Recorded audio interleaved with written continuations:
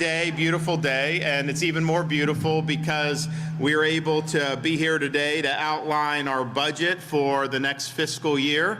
And this is the Focus on Florida's Future budget. And it should come as no surprise to people that have been following what we've been doing, but the state is in really good fiscal shape. And that's not true for most states around this country. You see states, California, they just said they had 31 billion shortfall. Now they just said it's probably going to be another 20 on top of that. You see Illinois, New York, you see all these fiscal problems. Here in Florida, we're doing it right. Our credit rating is AAA. We have a higher credit rating than the U.S. government does, and that's something that we're proud of. We've had an approach that has been fiscally responsible. If you look at the state of Florida compared to New York State, we have millions of more people. Their budget is twice the size of our budget. And yet, when people come from there to here, they will say that we have better services, better roads, and of course our schools are performing higher there. So where is all that money going? I don't know, but we're doing what we need to do in a very fiscally responsible way. We've cut taxes every year since I've been governor and have had record tax reductions, and yet still managed to run big budget surpluses. And we have, since I've become governor, paid off 25% of our state's total debt that it's accumulated for all of its history. And that's something you don't see many other states doing. And you certainly don't see Washington doing that, I can tell you that. We're also the #1 state for economy, according to CNBC. We rank #1 in education freedom, newly ranked #1 for talent development, #1 public higher education system, #1 for net migration every year since I've been governor, #1 fastest growing state. First time Florida's been the nation's fastest growing state since the 1950s, #1 for new business formations, and that's been true every year since I've been governor. We have the best GDP growth amongst all large states.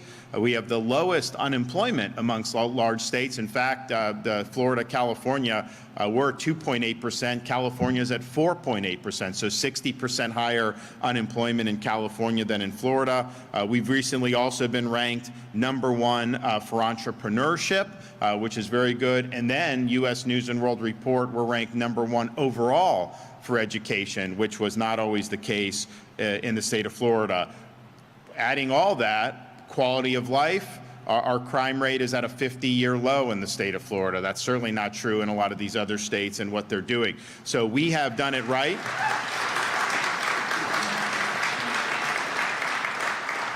So we've done it right, and we're going to continue to do it right with this upcoming fiscal year budget. Now, the budget that we're going to be submitting to the legislature is a top line of $114.4 billion. That is actually less than our current fiscal year 2023-2024 budget, and yet, even with an overall reduction in spending, as you'll see, we're going to be making key investments in things that really matter, like education and infrastructure and transportation.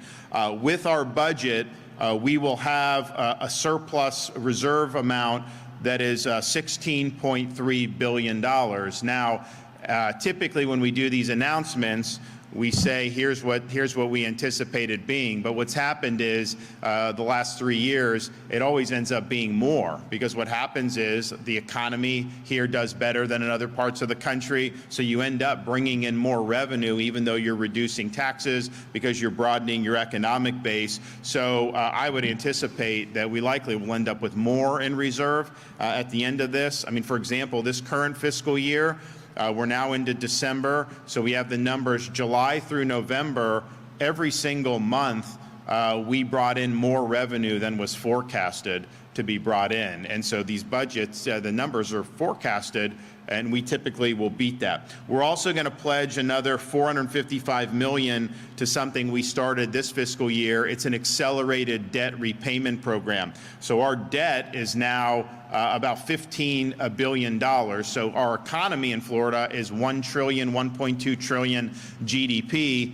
and the state debt is only 15 or $16 billion. That is a minuscule amount in terms of debt to GDP ratio. Compare the federal government, the debt is 33 trillion. The U.S. economy is only like 26 trillion. So the debt is bigger than the U.S. economy. We are about 1% of our debt compared to the Florida economy, and maybe not even that much, depending on how you calculate it. So we're going to continue to be aggressive in repaying debt. We are also going to be reducing the size of government by eliminating over 1,000 positions throughout the state government, and that's going to help us realign resources to focus on efficiency. We will continue to provide big tax relief. So this budget provides more than $1.1 billion in tax relief, including a new tax relief initiative, $431 million to reduce the cost of homeowners insurance. And so that'll go up to housing values of $750,000. 6 sales tax holidays, which will save taxpayers more than $475 million, including 2 back-to-school sales tax holidays, disaster preparedness tax holiday, the 3-month Freedom Summer tax holiday, which we started a couple years ago, and that is outdoor recreation items, events, tickets, all kinds of stuff, so that Florida families can enjoy the summer. 7-day tool tax holiday, so that people who either work for a living with tools or just you have it at your house and you're doing it yourself, you'll be able to get those tools tax-free for that week. We're also going to continue with $170 million in small business tax cuts, and we are going to make permanent something that we did this year on a temporary basis. So after this next legislative session, the over-the-counter pet medications will permanently be tax-free in the state of Florida. And we did this right now. The over-the-counter has a tax holiday for this fiscal year. The pet food has a tax holiday for this fiscal year. We made permanent this year all the tax relief on baby items. So none of the items that people need for babies, diapers, wipes, cribs, strollers, clothes, none of that is taxed in Florida anymore. So that saves families a lot of money. I can tell you, having we now have a first grader, kindergartner, and a preschooler. The child baby tax holiday we didn't start until basically our youngest was out of diapers, and so my wife just did a mental calculation of how much we would have saved had I done that our first year as governor. But we didn't have Biden inflation then, and so people were able to make ends meet a little bit better. So this is going to be very robust tax. I don't think there've ever been, before I was governor, $1 billion or more in tax relief in a given year. We did way more than that this year, and of course we're going to do $1.1 billion going forward. Now we're reducing the top line of the budget. We're paying off debt. We're cutting taxes, and yet, because we're managing this stuff prudently, we are still able to do a lot with terms of funding for education. So we're proud of where the direction we've gone in education. Over the past 5 years, Florida K-12 has ranked #3 in student achievement and #1 in closing achievement gaps, according to the nation's report card for 2022. And in that NAEP exam, which is the only exam every state proctors to its students, Florida finished 3rd and 4th respectively in 4th grade reading and 4th grade math, and that we were not there 25 years ago. We also have more school choice in Florida than anywhere else in the United States. And we've had a lot of people that have helped do that. My colleagues in the legislature, of course, Speaker Renner and Senate President Kathleen Passidomo have helped expand that since I've been governor. And you look right here, we're at a charter school. The thing about, I tell people when people ask me about Florida education, say parents have the ability to make a lot of different choices. You can, of course, just go to your neighborhood school that's in the school district. Most school districts now offer choice programs, and so you can go to different parts of your county, most likely. You also can choose a charter school like we are here, which is public, but it's not controlled by the school district. And then you have private scholarships where you can go to private school. And the thing about a school like this here is they're not entitled to get any students. They have to earn the students. They have to convince parents that this is a good place for their kids to go. So we've created an environment where schools have an incentive to continue to do better. And that's why I think you've seen not only our achievement results be good, but within our school districts, you've seen improvements, as well as our charter and private school folks. Now, we've also continued to do record investments in school safety and mental health. I took the reins of that when I came in 2019, and we've done more for school safety than any state in the country, implementing the Marjorie Stoneman Douglas recommendations and also doing even more. We have also done record salary increases for teachers in the state of Florida. We've done billions of dollars of increase for teacher salaries, including at charter schools like we are here. So that's a good backdrop. So even though we're cutting taxes, even though we're able to reduce overall spending and pay down debt, we are still able to do a historic $27.8 billion in funding for the K through 12 public school system. That's the highest amount of funding ever. That includes per pupil investment at $88,442 per student. That's $175 more than last year, and that's the highest that we've had on record. And while we're happy to do that, we understand that that doesn't necessarily translate into academic success. There's states that spend way more and have terrible results, and so we're always focused on the results, but we understand that this is important for a lot of schools. Our budget will provide for close to 300,000 scholarships for K-12 students, and that's a huge, huge deal, and there's no one else in the country that is able to match that. We want to make sure that we're going to continue for school safety, so we have overall money for that, but we're also going to continue to provide resources for Jewish day schools, which unfortunately in this day and age can be targeted, and we've done a lot to make sure that doesn't happen in Florida, but you see what's going around in the country right now. It's really, really sad to see some of the outpouring of hate regarding our Jewish community. Budget also provides another $10 million for the newly created nonprofit security grant program. So this allows houses of worship, schools, and community centers with resources to help with security and to help with safety. We are continuing our mission to raise teacher salaries. So this budget includes $1.25 billion that has to go to teacher salary increases. It's a categorical in the budget. We don't want it spent on bureaucracy or red tape. We want it to go to teachers, and so that's a $200 million increase over the current year budget. We're also going to do $1.6 billion for early childhood education, including $450 million for voluntary pre-K programs, and we are going to continue to set aside $10 million to recruit veterans and first responders to join the teaching profession here in the state of Florida. And that's something that I think is going to be meaningful to a lot of students to be able to have teachers with that type of experience. We're also doing $4 million for our teacher apprenticeship program. You can sit there and go to school, and that's fine, and I know you need to do that, but the way you learn is really to be doing it, and this apprenticeship program gives would-be teachers the ability to be able to do that. We've also been proud to take the lead on ensuring robust American civics education throughout the state of Florida. We have more standards in high school. We have a test that students take before they graduate that's modeled after the citizenship exam. We also created a program called the Florida Civic Seal of Excellence, which gives $3,000 bonuses to every teacher that goes through this civics training program. And this is a program that we got people from Hillsdale College and Heritage Foundation, all these people to come to provide a course that talks about the foundations of this republic. How did it come to be? What are the intellectual currents that led to the American Revolution, the Constitution, and things that have animated us throughout history? It's been a phenomenal program. It's already done 11,000 teachers have gone through it.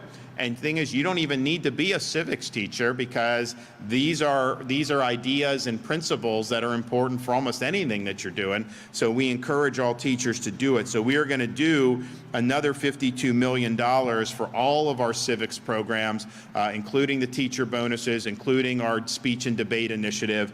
And we're going to continue to stress the importance that when we graduate students from our school system here, we don't want them to be blank slates. We want them to understand what it means to be an American citizen.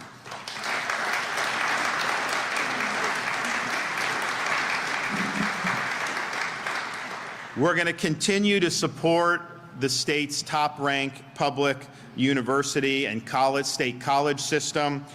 Now, I would be remiss if I didn't point out that we had one of our schools, Florida State, go undefeated this year and win the conference championship.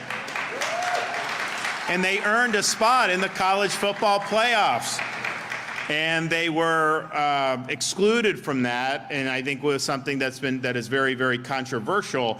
Now, I don't know what all goes into that decision making. I know a lot of people have been disappointed. I know the school and the Board of Governors are looking to see, is there anything that can be done? I don't think there would be anything where they could get relief prior to the tournament, obviously, but in terms of going forward, and I don't know if there is. But what we decided to do, we're setting aside $1 million for any litigation expenses that may become as a result of this really, really poor decision by the college football playoffs to exclude an undefeated team who won a big Power 5 conference championship. And look, I'm as governor, I didn't go to any of the Florida universities, and so I've said from the beginning, I just want us to get back to where Miami, Florida, and Florida State were always competing for the national championship. I want more of our blue chip high school recruits to stay in state and all that, and that's kind of been what I've done. But the fact that we live now in Tallahassee and in the governor's residence,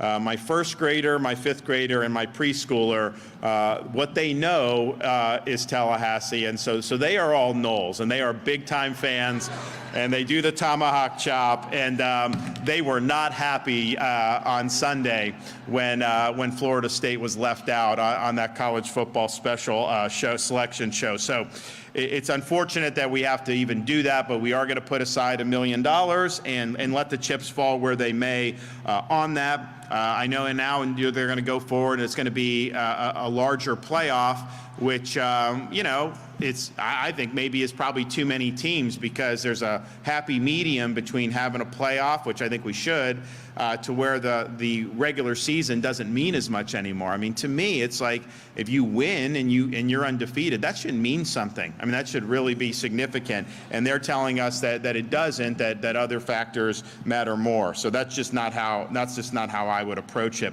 Nevertheless, we are going to continue to ensure that our higher education, and you know what, and I got to thank Florida State, because I used to kind of joke with trustees, some of the college presidents in the past, because Florida, the state of Florida would be able to say we've done so well in higher education. I mean, Florida State is ranked in the top 15 public universities, University of Florida, number 5.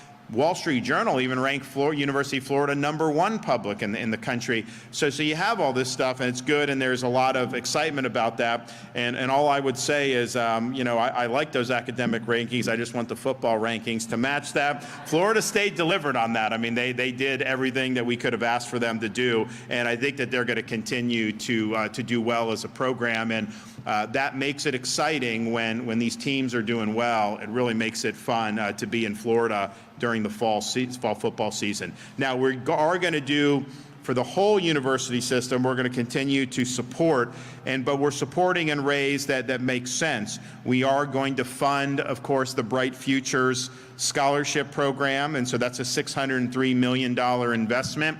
And in Florida, Bright Futures, you basically go to school for either free or very, very reduced, depending on the level of scholarship you get, and that's depending on your performance as a student in high school. But to be able to go and have virtually no debt and get a degree from a prestigious university. You don't have that option very many places in the United States. You do have it here, and part of the reason you have it here is not just the bright futures, but it's the fact that we have not allowed them to raise tuition since I've been governor. So the tuition's the same today as it has been in years past. We're going to continue to hold the line on tuition. What I've found is when universities raise tuition, they just use it to increase administrative bloat and bureaucracy and red tape. It doesn't actually increase the value of the education, and in fact, a lot of that never sees the inside of a classroom.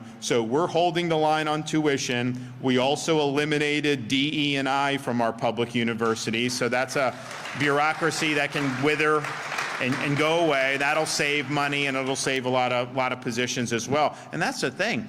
When you look at the rising tuition around the country, a lot of that is being used to fund this DE&I, which is very discriminatory, very divisive, and that's part of the reason you see some of the nonsense you're seeing on college campuses with Hamas sympathizers, because people are programmed to think in ways where it's really divisive, rather than treating people as individuals and judging them based on merit, which is what we do in the state of Florida. And so we're not going to do what they do in those other places. So we're doing that. It's affordable, it's high quality, and that's what we want to be able to do. So we're funding the college system, the university system. We have $150 million for faculty recruitment and retention at our state colleges and universities. So, I have everyone's been complaining for years about college professors and being trying to indoctrinate and all this other stuff. And for our sake, for Florida, that's not what we want with your tax dollars. I mean, we want academic rigor. We want the pursuit of truth. So we created a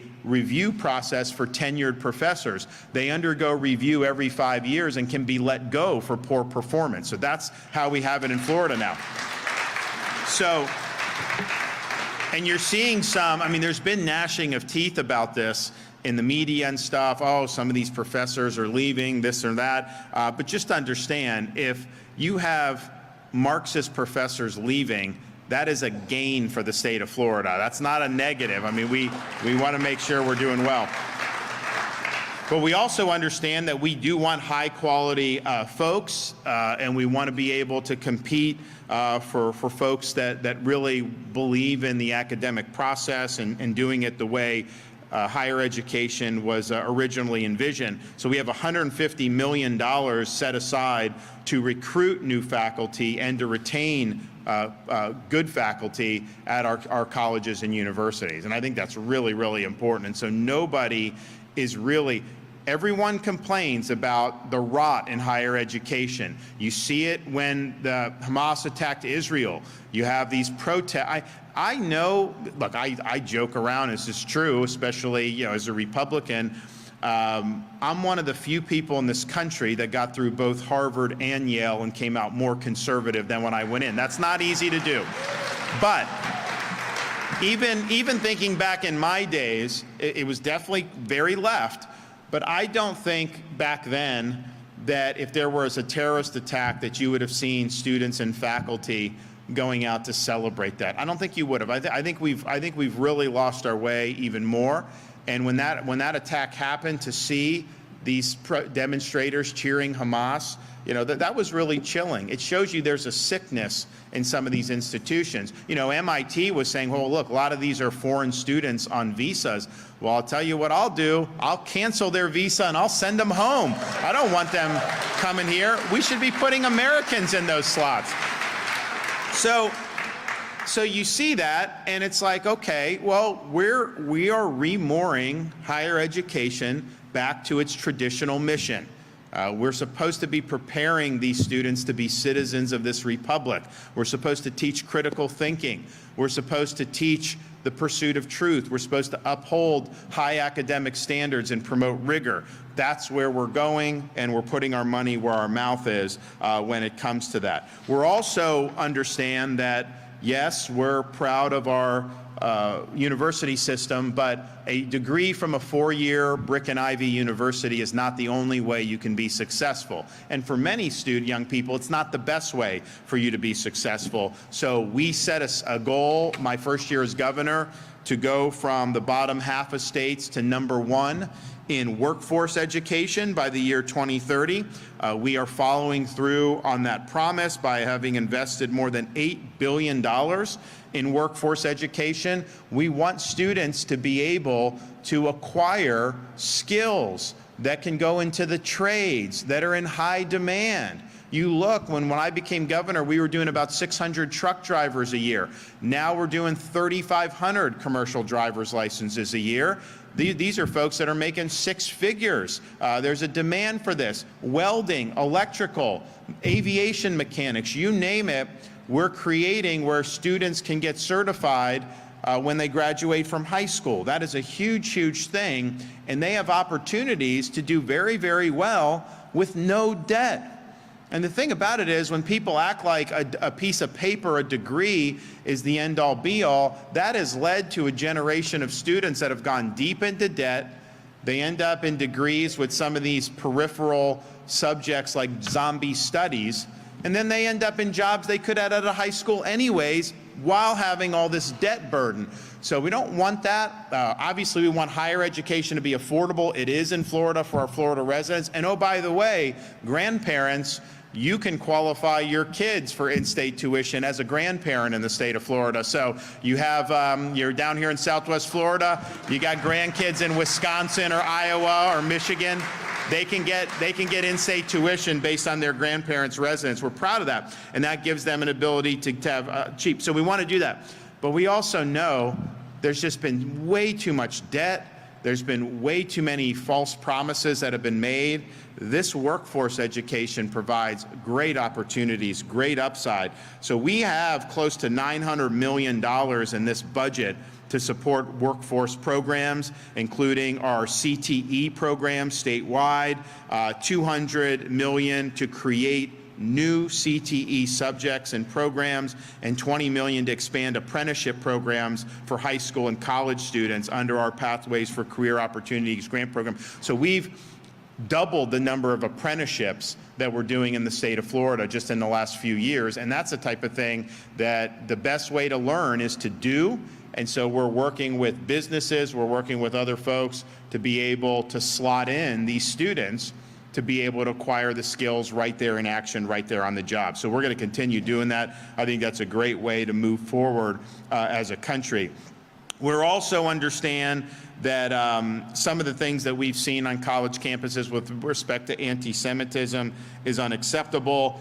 We have done a lot in Florida to ensure, and we're fighting now with the Students for Justice for Palestine, which we're delisting because they're common cause with Hamas, and I don't have time for that. We're not going to deal with that. So we're fighting that and all this stuff, but we also understand that there's other things we need to do. So we're doing $1.35 million for Florida Holocaust Museum and full funding for Florida Holocaust Task Force and the Holocaust Memorial in Miami Beach. We want these students, and we want everybody, but particularly some of these ignorant college students, to understand why we say never again.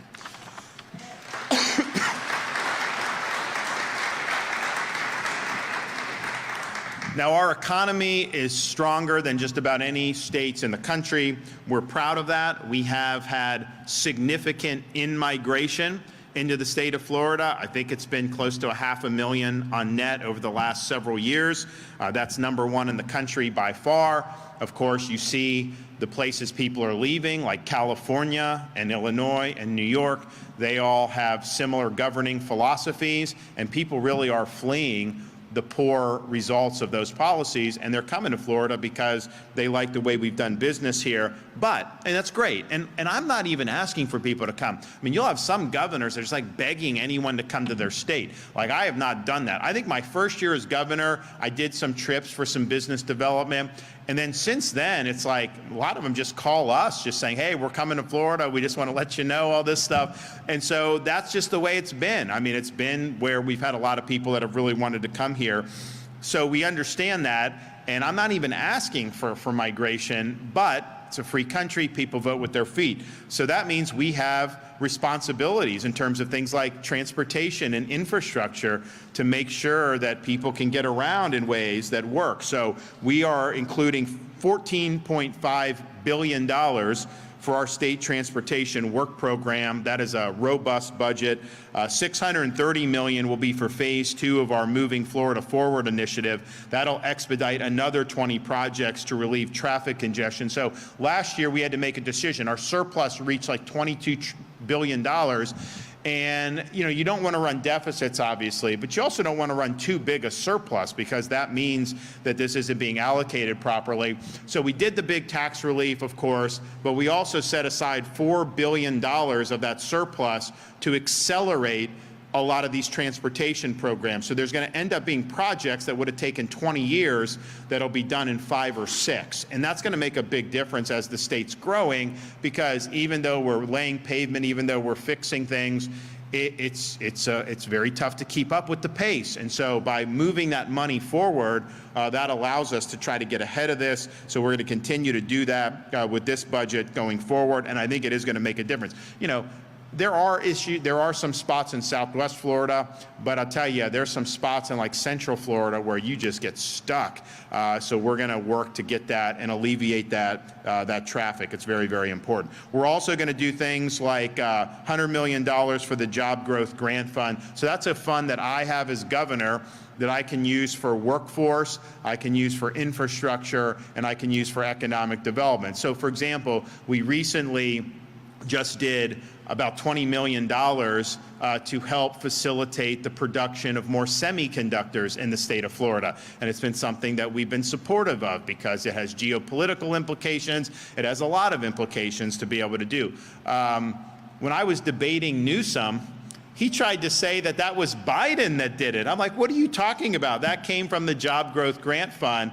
And there was even a media, of course, not getting it right, that was trying to say that this is somehow money from Biden. It is not money from Biden. It is money from the state Job Growth Grant Fund. We saw that as being something that was beneficial, so we put resources there. We've also done things to create more infrastructure, training programs, you name it, but that's been money well spent. We're going to continue to fund Visit Florida with $105 million, $175 million for the Small Business Credit Initiative, $25 million for the Rural Infrastructure Fund, $100 million to expand broadband internet access, $88 million for Small County Outreach Program, and fully funds workforce housing initiatives with $400 million to continue to support the Live Local Act, which was Kathleen Passidomo's signature legislation in this year's legislative session. And honestly, it's working.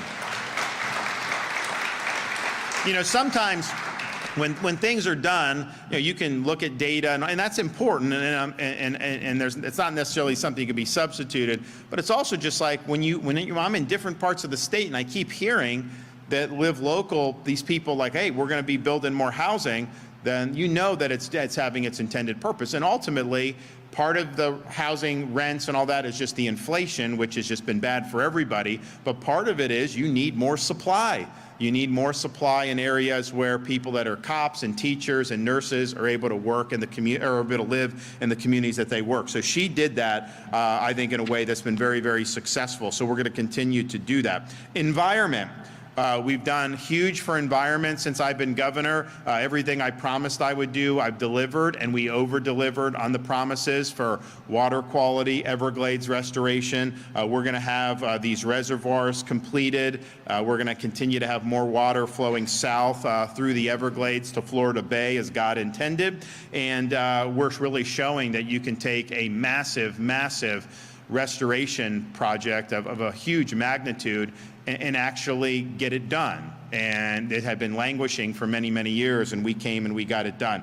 So we are going to continue to do this. There's more than $1 billion in this budget for those types of projects to send water south, protect our springs, protect our waterways.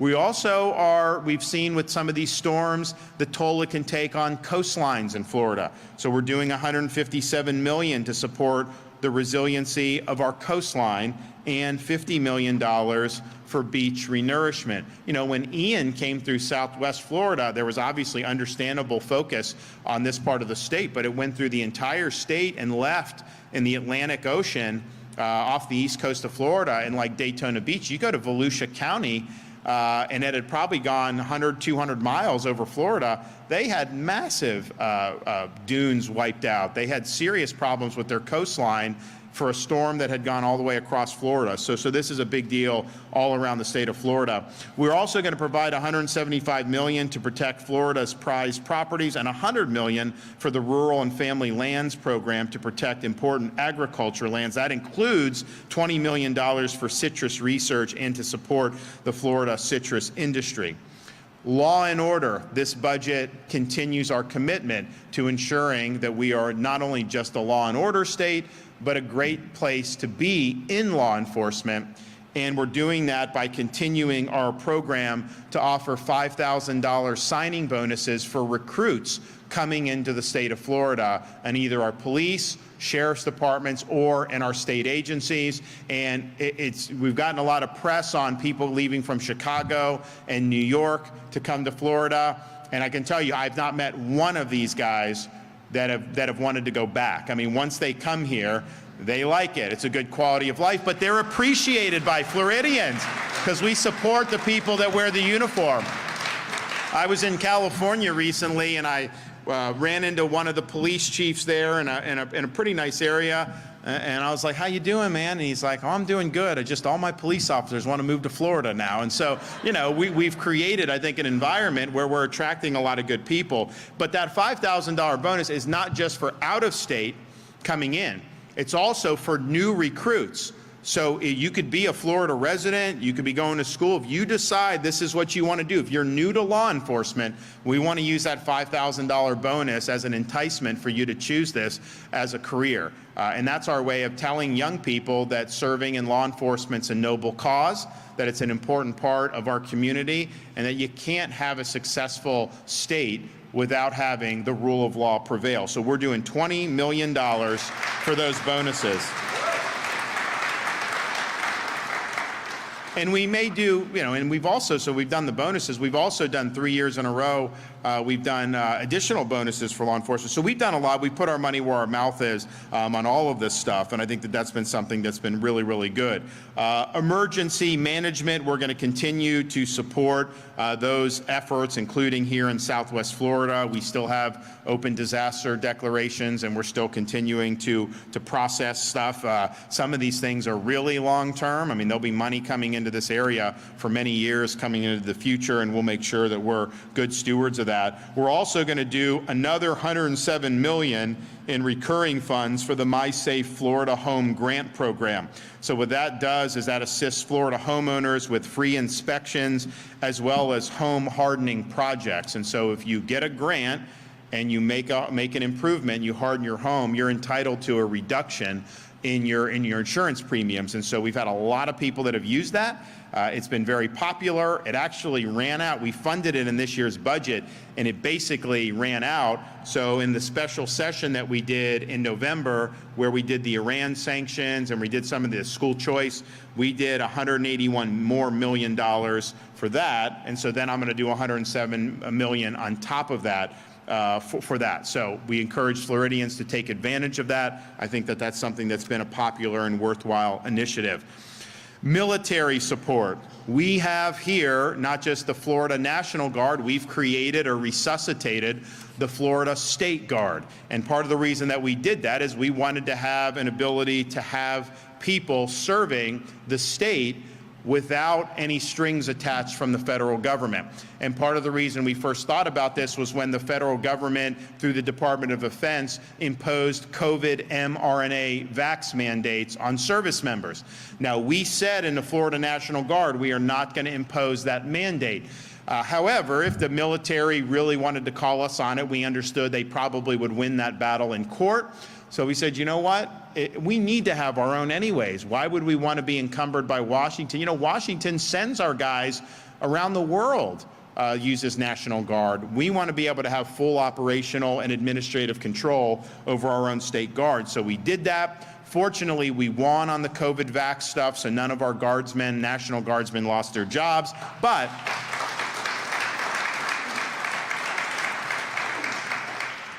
we think that this is something worthwhile. So we had the Florida State Guard responded for the first time in 75 years with Hurricane Idalia. We're doing another $57 million to help equip, train, and recruit new members. And we're also going to continue to help with our National Guard, providing $350 million for National Guard training facilities, as well as to support National Guardmen seeking higher education degrees. And we are going to do a $1,000 recruitment bonus there as well. So we've been able to do an awful lot with respect to both the National Guard and our State Guard. And you guys have seen it in Southwest Florida. It's important when disaster strikes. These are some of the guys that are going to be there helping out in a variety of ways. And they did a really good job after Ian, and they did a great job after Idalia. We are going to do for health, we're going to make sure that we're doing things to help veterans as well. $8.9 million to support improvements in equipment for the state veterans nursing homes, and then we are going to begin building the 9th state veterans nursing home, which has been something that's been very, very important to a lot of our elderly veterans. We are also going to support seniors by doing a $15 million for increasing services through the Community Care for the Elderly program and the Home Care for the Elderly program, as well as $6 million to expand the number of seniors served through our Alzheimer's disease initiative. And we've also looked at people with unique abilities, $127.4 million to provide necessary services so that they can help reach their full God-given potential. When you look at what's happening with the Biden border crisis, we have massive amounts of fentanyl that are coming across that border. That is impacting every community in this country. You know, we've done a lot to combat illegal immigration in Florida, and incidentally, we did legislation this year that really was strong and the strongest in the country, and we've seen the impact. When I first sent people to help Texas in the border in 2021, our guys would report that a lot of the people coming through the border, Florida was their intended destination, 30 to 40%. Now the reports are very few are saying Florida, because they know we're taking the problem seriously, and they know they can go to a sanctuary jurisdiction rather than go to Florida where we're going to enforce the laws. So those policies have worked for sure, but the drugs are going everywhere, and people say, oh, well, you're not a border state. Every community is a border community now because of what's happened with the fentanyl. So we have $295 million for behavioral health services to enhance mobile response services, support for crisis diversion services and mental health treatment facilities. We're also doing $153 million from our national opioid settlement money to support our opioid recovery office, which is very, very important, and $31.8 million for our coordinated opioid recovery network, our CORE network. This is intervention to help people who are addicted to opioids, and we've had success. We were the only state in the country that had a year-over-year decline in overdose deaths. That's very difficult to achieve, and I think it's a result of this program. The relapse rate is very small with people that actually go through our CORE network, and we're going to continue to be able to do that. We're doing $103 million for child welfare system, $9.8 million for adoption incentives for those who choose to adopt children from our child welfare system. We're going to provide $447 million to support the care for pregnant women and children, improving access to medical care, and support care for seriously ill children and babies. And then also with cancer being something that's near and dear to our family's heart, as Casey having dealt with breast cancer, cancer research, something we've been very supportive of. We're doing $232 million for cancer research, $60 million for the Florida Cancer Innovation Fund, $40 million increase over last year. That supports groundbreaking research throughout the state, and $127.5 million for the DeSantis Cancer Research Program to enhance the quality and competitiveness of cancer care. So this is a budget that is, I think, respecting the taxpayers of this state. We are living within our means. We are even paring back expenses. We're reducing the size of government. We're cutting taxes. We're eliminating more of our state debt. Yet, We also have record investment for education, record support for transportation and infrastructure, record support for environmental restoration and water quality. That is how you govern well. You need to know that your money is being used in ways that are benefiting the people of this state and the state of Florida. You're not going to see us be in a situation where we're spending twice as much of a state with more population than us and producing bad outcomes like you've seen in New York. No, we're proud that our budget's half their budget, and yet we're able to deliver for the people in a really, really big way. So I think people in Florida can have a lot of satisfaction to know that the state is strong. Our fiscal situation has never been better, and we're going to continue showing the rest of the country how it's done. So thank you all.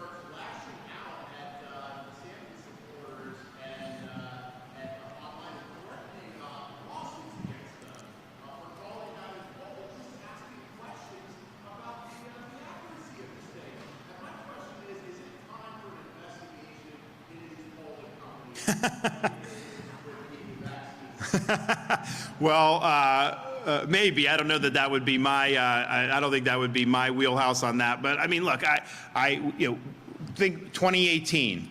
Okay, I'm running for governor. They had polls saying I was going to lose the primary by 20%. I won by 20%. Their CNN, I remember 2 weeks before the election, we did a debate on CNN, and they had me losing by like 15 points. Of course, we won the race. My most recent election, people, they did have to acknowledge I was going to win, but a lot of these polls, a month before the election had me winning 2 or 3 points, and we won by 20. Going into 2022, I'm watching Fox News. They're all saying it's going to be a red wave. They're showing all these polls, red wave, red wave. There was no red. There was a red wave in Florida. There was not a red wave anywhere else, and it was a total crash and burn. So I think these things clearly don't have a good track record. I think they're used to try to create narratives and try to create, ideas that, oh, well, this person's going to win, this person's going to not. And I think most Republicans know the game that's being played, and I don't think that they want to have this stuff shoved down their throat constantly. I can tell you that, the best record to look at is actual election performance if you want to see who would do well. And in Florida, we won places that Republicans have never won in our lifetime. We won places like Palm Beach County. We won Miami-Dade by double digits. We were winning up and down the state because people respond to leadership. And the polls may not have said that that was going to be the result, but the actual voters produced that result, and that's really what you need to do. So I think I take all of it with a grain of salt. I've always done that. But I will say, in the midterm elections, they were predicting a big red wave. That didn't happen. We delivered it in Florida, and we way overperformed what the polls were saying. It just shows you that these things, to do them well, is very expensive, and you wonder, how are people just putting these things out? They're either doing a really bad job or somebody's paying for those results. I mean, one or the other. Yes.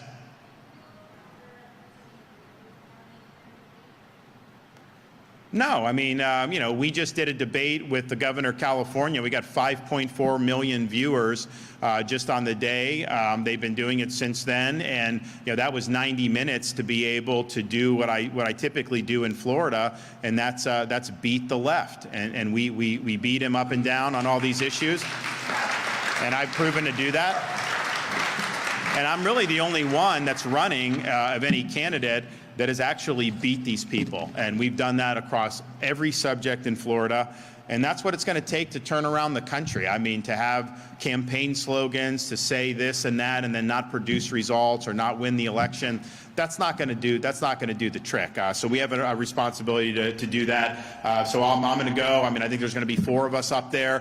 Why Donald Trump refuses to debate is just beyond me. I mean, if you're doing so well, you should want to go up there and make your case. And I think voters deserve to hear from candidates as to why they should be the nominee, especially a candidate that's had 2 opportunities already. So, I'm hoping he actually blamed me yesterday for Florida State not making the playoff. He's also blamed, he's attacked me as saying that New York and Cuomo did better and handled COVID better than Florida.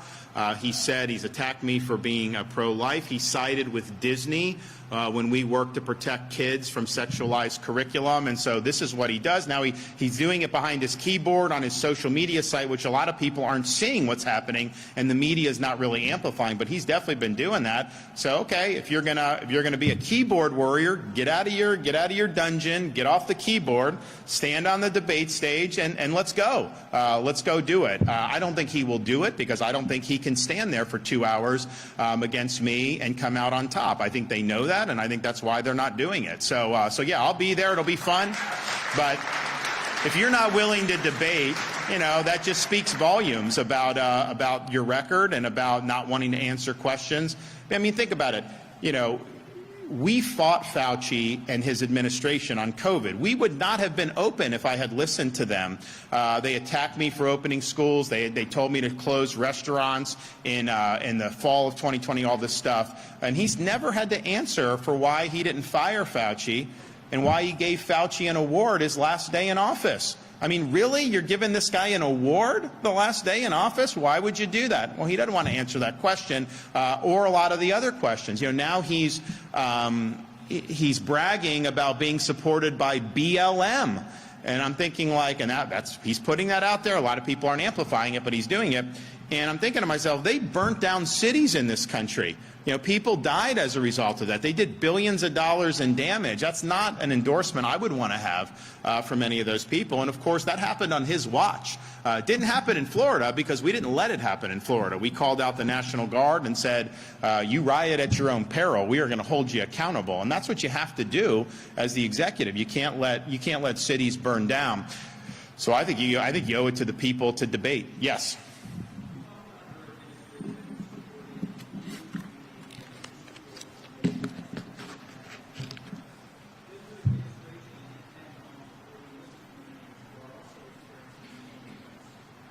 Yeah, that is not true. They are not experiencing the similar threats. I mean, I don't see how you can look at what's going on. Are those students being chased for their lives in some of these universities around the country?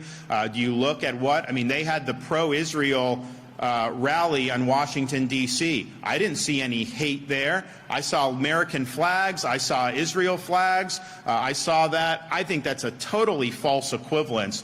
And that's what Biden has done. Biden has responded to the unprecedented spike in anti-Semitic fervor around the world and even in this country. He's responded by saying that the real problem is Islamophobia. They are not the same things. That's just not what's happening like it's happening here in the United States. And in Florida, obviously, we have areas that are targeted. So I don't think those are the same. And I think that, there's one vein of hate that is predominating over all others right now, and that is anti-Semitism. And yes, it's way worse from what we've seen since October 7 than I think even people who were very concerned about this issue would have thought before. I think a lot of people have been surprised at that. But even with that being said, the percentage of crimes against people based on identity is always, Jews always lead that overwhelmingly in America and around the world. But in America, not even close. There's not even a close second. That's just the fact on it. Yes.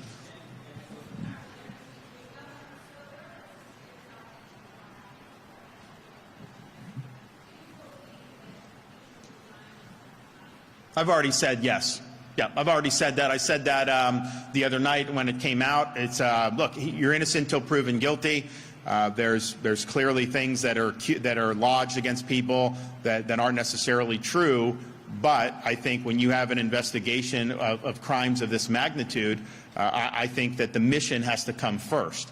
It is not helpful to the mission to have this hanging over his head. And so I've said he should step aside. Paul Renner, the Speaker, Kathleen, Senate President. I think most people acknowledge that it's just an untenable situation when you have things like that there. And so we'll see what ends up happening. But I don't know that you have any real standing with that hanging over you. Yep.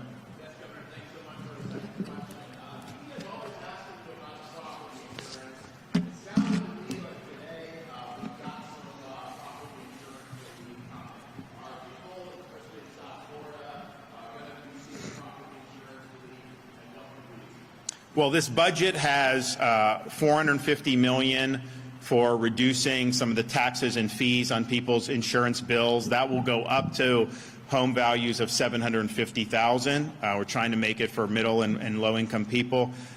We are also doing the My Safe Florida Home program. So between what the legislature just did and what we'll do, that'll be ended up being $290 million, where you get grants, make improvements to your home, and then get lower rates. And then just the overall picture since the reforms were done in about a year ago and kicked in this year, we now have 7 companies that have either entered the market or that are looking to enter the market. We got through a hurricane season we did have one major, but it hit in a very rural part of the state. So the damage that did cumulatively was nothing compared to Ian in terms of the scope of it, just because Ian went over millions and millions of people. The one in Idalia, that went over a relatively small number. Now, it did do serious damage, but the scale of it financially was not. So in terms of the insurance companies, people thought, Ian, that they may just go out of business. I mean, it was a really, really big thing. This is something that I think people say that the state got through this season pretty good. So I think you're going to see more capital come online. But ultimately, this is not something that's run by the government. I mean, it's private companies that have to want to come into the market and have confidence that they're in an environment that makes sense. We have done a lot to increase that. We don't have the runaway lawsuits anymore like we used to, which drove up premiums a lot. So it's feasible to come in and offer premiums that are competitive and yet still make money. And that's the thing. These are private companies. They have to make money. So I think that those reforms have been good. This will be good for additional relief. And then if there's other things that we can do with the legislature in the upcoming session, of course, we would be ready, willing, and able to do that. All right, everybody. Thank you. God bless. We'll see you.